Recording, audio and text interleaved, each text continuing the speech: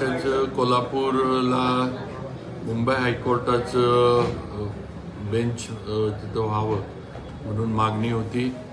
अनेक वर्ष हा प्रयत्न आणि सगळे बार असोसिएशन, लोकप्रतिनिधी सगळे प्रयत्न करत होते. आणि आज कालच मुख्यमंत्री देवेंद्रजी फडणवीस साहेब, तसंच सगळ्यात महत्त्वाचं म्हणजे आता आपले गवई साहेब चीफ जस्टिस झालेत.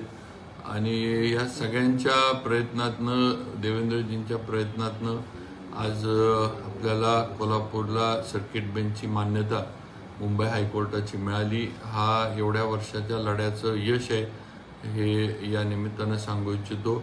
मी देवेंद्रजी फडणवीस साहेबांचं मनापासून या 4-5 जिल्ह्यांच्या वतीनं अभिनंदन करतो की त्यांनी आमची मागणी मान्य करून ती पूर्ण केली. आणि इकडं सर्किट बेंचचं कामकाज पण आता मला वाटतं 18 तारखेपासून सुरू होणार आहे.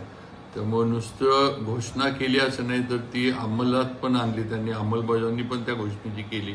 ही वस्तुस्थिती आहे. केंद्र सरकार, राज्य सरकार, तसेच आपले चीफ जस्टिस मान्य गवई साहेब, या सगळ्यांचं मनापासून आपल्या या 4-5 जिल्ह्यातल्या वकील, बार असोसिएशनच्या सर्व पदाधिकाऱ्यांच्या वतीनं आणि सर्व लोकप्रतिनिधींच्या वतीनं आभार मानतो.